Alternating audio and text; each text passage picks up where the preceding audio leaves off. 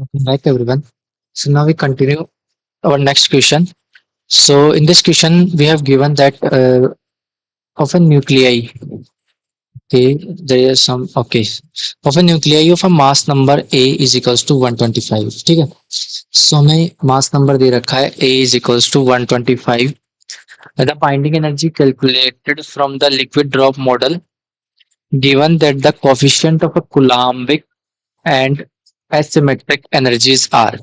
सो हमें कुलाम्बिक दे रखा है AC 0.7 mega electron volt and A symmetric A asymmetric जो हम लिखते हैं वो हमें दे रखा है 22.5 mega electron volt is a maximum 4. ठीक है. सो हमें लिक्विड ड्रॉप बाइंडिंग एनर्जी हमें. ठीक है. बाइंडिंग एनर्जी का जो फॉर्मूला होता है हमें उसमें हमारे पास जो टर्म्स होती है सबसे पहले एक वॉल्यूम टर्म होती है and then surface and coulombic and that's all. तो इस तरीके से हमें टर्म्स दे रखी है. सो हमें क्या चाहिए. हमें कोलम्बिक एंड एसिमेट्रिक जो वैल्यूज है वो हमें दे रखी है. हमें पूछा है क्या है. जेड पूछा है. ठीक है.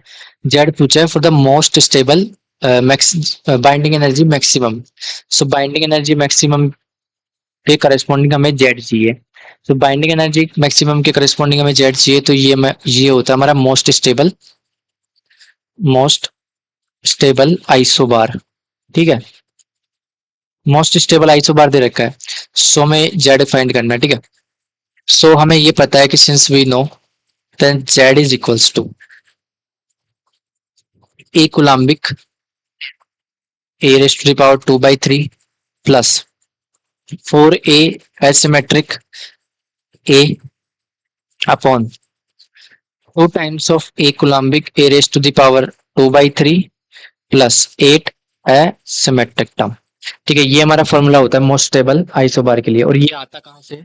ये आता हमें that D binding energy D by D Z of binding energy is equals to 0 for the this case. इस केस के लिए हमारे पास जो D by D Z of binding energy है वो 0 होना चाहिए तब जाके हमें ये रिलेशन मिलता है. ठीक है. सो वैल्यूज पुट करते हैं. हमें सबको पता है. ठीक है. So Z is equals to coulombic term में दे रखी है 0.7 इंटू ए हमें दे रखा है 125 इसकी power 2/3 plus 4 times of A asymmetric term में दे रखी है 22.5 into 125 upon 2 times of 0.7 into 125 की पावर 2/3 प्लस 8 टाइम्स ऑफ 22.5. तो ठीक है. ये वैल्यू हमने पुट कर दी एंड इसको हम सोल्व करते हैं. सो हमें मिलता है दैट ये थोड़ी कैलकुलेशन है तो इसको आप थोड़ा सही से करना क्योंकि इसमें मैक्सिमम एरर हो सकती है आपसे कैलकुलेशन में. तो हमारा आंसर गलत आ जाएगा. तो 17.5 इसको अगर मैं मल्टीप्लाई करता हूँ प्लस 11 250 अपॉन 35 प्लस 180. ठीक है. सो मैं इसको कंप्लीटली सोल्व करता हूँ. So I gate 11267.5 upon 415. So my Z will be 52.40. ठीक है. सो 52.40 मेरे को Z मिल रहा है. तो Z को मैं अप्रोक्स लिख सकता हूँ. अप्रोक्स 50. सो Z मेरा 52 के अप्रोक्स रहेगा. सो जो मेरी टर्म आएगी वो आएगी 52 and some term suppose this will be X and mass number में दे रखा है दैट इज 125. ठीक है. सो 125. सो हमारा ऐसा ऑप्शन कहाँ मिल रहा है 52x 125. 52 तो देखो इसमें है और इसके अलावा और कहीं नहीं है. सो इसमें 52 125 ऑप्शन थर्ड इज करेक्ट. ठीक है. सो बढ़ते हैं अगले क्वेश्चन की तरफ. ये इजी क्वेश्चन था. अगले क्वेश्चन में हमें क्या दे रखा है that the electric quadrupole moment of an odd proton nucleus is. हमें क्वाड्रपोल मोमेंट की जो वैल्यू दे रखी है वो दे रखी है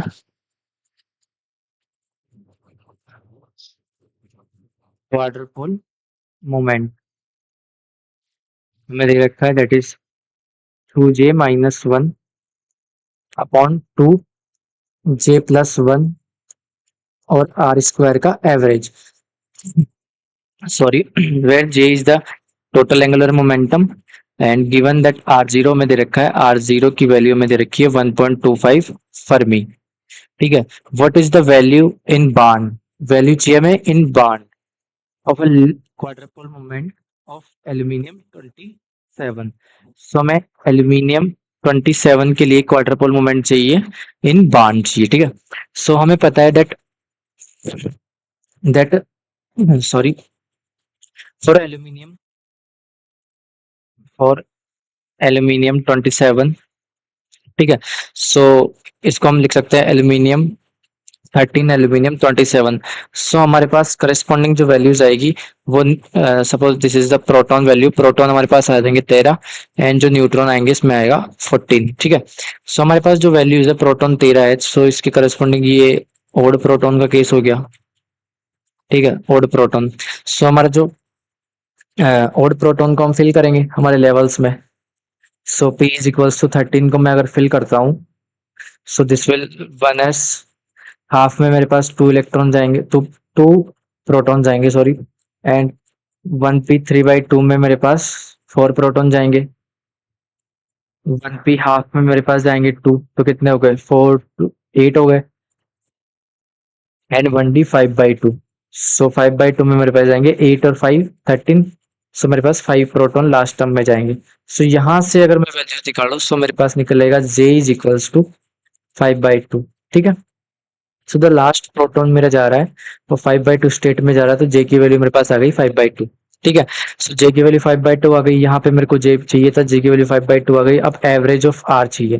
ठीक है, सो सिंस हमें पता है, सिंस वी नो दैट जो मेरा आर का एवरेज होता है, एवरेज ऑफ आर स्क्वायर, वो मेरे पास होता है, सबसे पहले तो जो न्यूक्लियस में मेरे पास जो रेडियस होती है वो होती है R is equals to R zero A raise to the power 1/3। ठीक है, and average of R square जो मेरा होता है वो होता है 3/5 ऑफ आर स्क्वायर। ठीक है, सो मैं इसको कैसे लिख सकता हूँ, 3/5 ऑफ स्मॉल आर स्क्वायर लिख सकते हैं, so this will turns out 3/5 R zero का square and A raise to the power 1/3 and square है तो 2/3। ठीक है, सो ये वैल्यू मेरे पास एवरेज आर स्क्वायर की वैल्यू आ गई एंड जे की वैल्यू आ गई। सो इसको पुट करते हैं, सो इसको पुट करके वैल्यू निकालते हैं। ठीक है, सो सो क्वाड्रपल मूवमेंट जो मेरा होगा वो होगा 2 जे की वैल्यू मेरे पास है 5/2 -1 अपॉन 2, जे की वैल्यू है 5/2 +1 इंटू जो मेरा आर स्क्वायर है, आर स्क्वायर का एवरेज वैल्यू उसको मैं लिख सकता हूँ 3/5 R zero square A raise to the power 2/3। ठीक है, सो हमें देखो आर जीरो पता है एंड ए पता है, सो इस वैल्यू को हम इजीली कैलकुलेट कर सकते हैं। सो मैं करता हूँ इसको सॉल्व, सो यहाँ आएगा 7, 4/7 इंटू 3/5, आर जीरो जो होगा मेरा 1.25 फर्मी का होल स्क्वायर। ठीक है, 1.25 फर्मी का होल स्क्वायर इंटू ए जो मेरा है, ए है 27। ठीक है, सो 27 की पावर 2/3। ठीक है, इस तरीके से मैं इसको फिल लिख सकते हैं।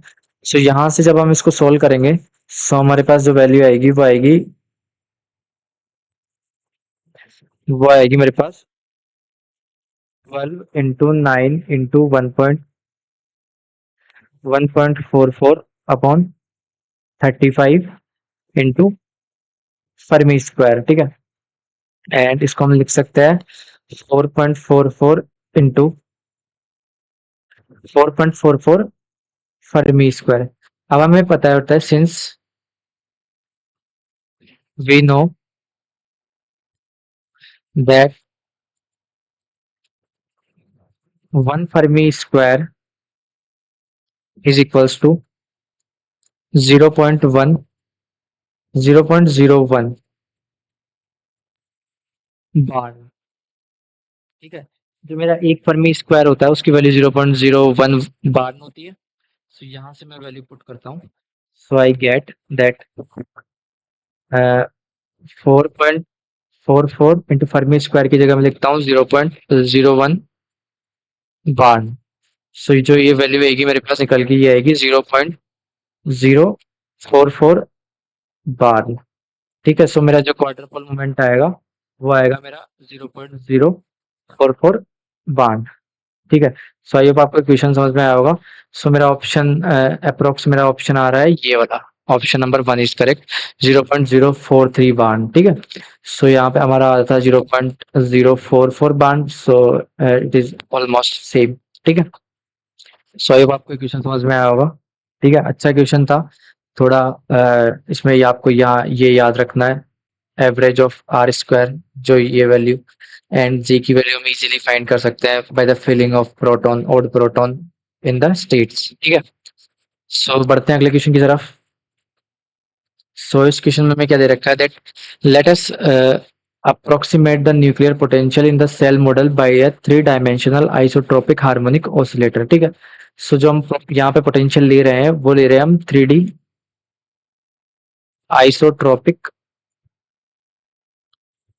Harmonic oscillator. ठीक है, हम जो न्यूक्लियर पोटेंशियल ले रहे हैं वो हम इसको अज्यूम कर रहे हैं। Since the lowest two energy levels have angular momentum L is equals to 0 and L is equals to 1। जो लोवेस्ट मेरे लेवल्स है वो L is equals to 0 and L equals to 1 angular momentum रख रहे हैं। Which of the following nuclei have magic numbers of protons and neutrons?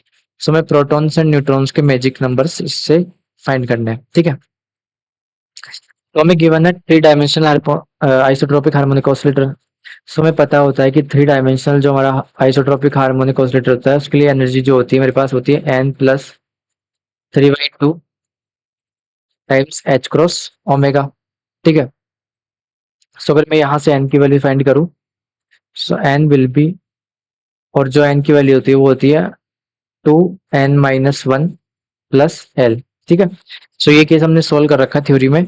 So N is equals to 1 2 3, अब इस तरीके से वैल्यू जाती है और करस्पॉन्डिंग जो एल की वैल्यू होती है मेरे पास होती है 0 1 2। ठीक है, सो ये सब वैल्यू नोन है आपको। अब हमें चाहिए डीजेनरेसी निकालनी होती है, तो डीजेनरेसी ऑफ ईच लेवल कितनी होगी मेरे पास, डीजेनरेसी ऑफ ईच लेवल्स, हर लेवल की जो डीजेनरेसी होगी मेरे पास वो होगी n+1 n+2 अपॉन 2। ये डिजेनरेसी हो गई। And number of nucleus nucleons, number of nucleons जो मेरे पास होंगे वो 2 × 2l+1। सो ये जो वैल्यूज है हमारे पास, ये थ्योरेटिकल वैल्यूज है जो हम थ्योरी पढ़ते हैं। सो हम क्या करते हैं कि जो ये न्यूक्लियर शेल मॉडल है उनको different different potential heat and trial विधि से हम इनका डिफरेंट डिफरेंट पोटेंशियल चेक करते हैं और किस पोटेंशियल के लिए जो हमें मैक्सिमम करस्पॉन्डिंग वैल्यूज मिलती है। सो हमें इस बार जो केस दे रखा है वो आइसोट्रोपिक हार्मोनिक ऑसिलेटर का दे रखा है 3 डायमेंशन में। ठीक है, सो इसके करस्पॉन्डिंग हम इसको सोल्व करते हैं। सो अब चलते हैं आगे। सो यहाँ पे जो हमें दे रखा है दैट फॉर, मैं n बराबर 0 एंड l बराबर 0 के लिए सोल्व करता हूँ। ठीक है, सो मेरी जो डिजेनरेसी कितनी आ जाएगी, इस वाले केस के लिए जो मेरी डिजेनरेसी आएगी वो आएगी n की वैल्यू 0 पुट करते हैं हम यहाँ पे। सो ये 1 एंड 2 2/2 दिस विल बिकम्स 1। ठीक है, डिजेनरेसी की वैल्यू आ गई मेरे पास 1 एंड नंबर ऑफ न्यूक्लियंस मेरे पास कितने आ जाएंगे, न्यूक्लियंस के लिए मैं l की वैल्यू 0 पुट करता हूँ। सो ये आ जाएगा 2 times 2 × 0 + 1, so this will turns out to be 2। Number of nucleons मेरे पास 2 आ गए, डिजेनरेसी मेरे पास 1 आ गई। For second case, for n बराबर 1 एंड l बराबर 1, इसके लिए सोल्व करते हैं। तो इसके लिए मेरे पास जो डिजेनरेसी आएगी वो आ जाएगी 3, n की वैल्यू हम यहाँ पे पुट करेंगे। सो n 1 + 1 कितना हो जाएगा 2 एंड 3, सो 2 से 2 कैंसिल हो जाएगा और 3 बचेगा मेरे पास। एंड मेरे पास नंबर ऑफ न्यूक्लियंस जो आएंगे, न्यूक्लियंस जो नंबर ऑफ न्यूक्लियंस मेरे पास आएंगे वो आ जाएंगे मेरे पास 2 into 2 into 1 plus 1, so this will 6. तो 6 नंबर ऑफ न्यूक्लियॉन्स आ गए एंड मेरे पास डिजेनरेसी आ गई ये 3. आप इसको आगे सोल्व करते हैं.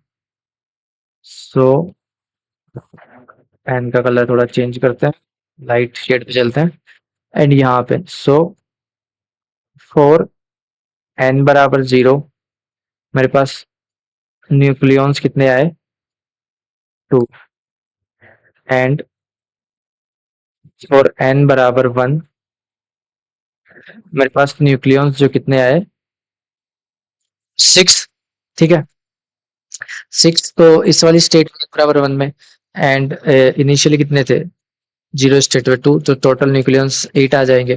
ठीक है सो ये वाला जो केस है हमारे लिए जो n = 2 0 स्टेट में एंड n = 1 स्टेट में मेरे पास 8 न्यूक्लियंस आ जाएंगे. सो ये मेरा होगा फॉर हम ऑप्शन सोल्व करते हैं फॉर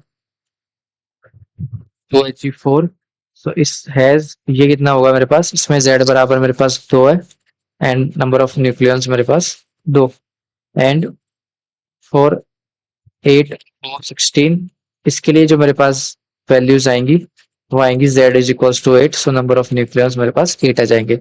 सो हमारे पास ये आ गया मेरे पास n = 0 स्टेट के लिए and this is n = 1 state के लिए. So option this option is correct for here. So helium and oxygen 2He4 and 8O16.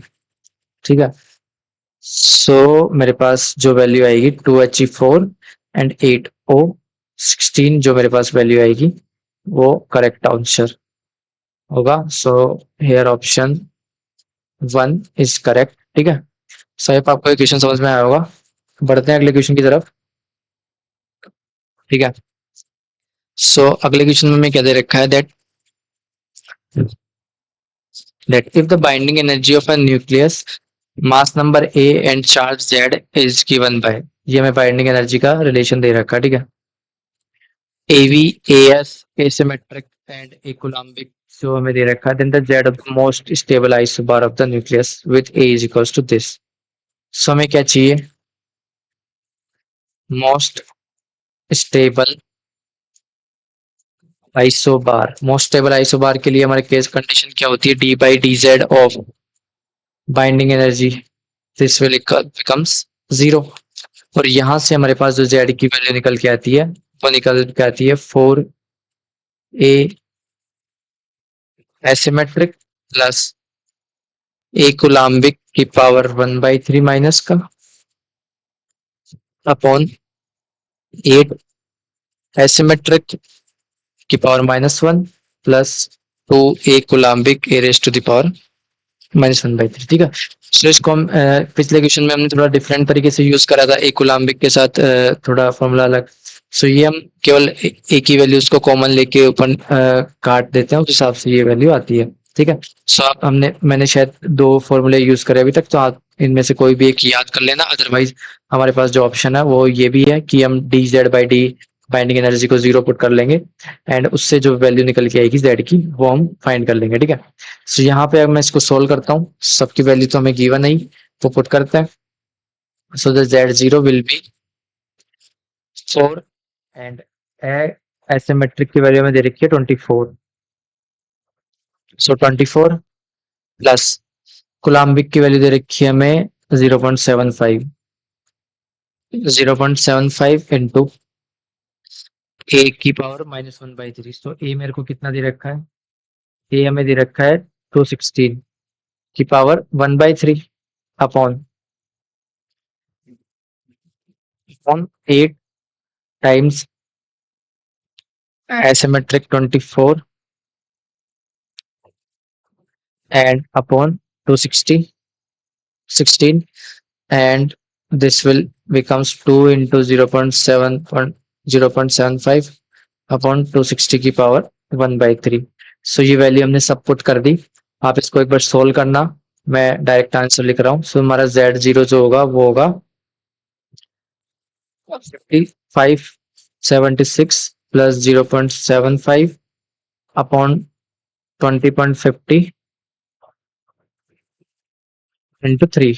ठीक है सो जो ये वैल्यू आएगी मेरे पास Z0, दिस विल बिकम 84.40।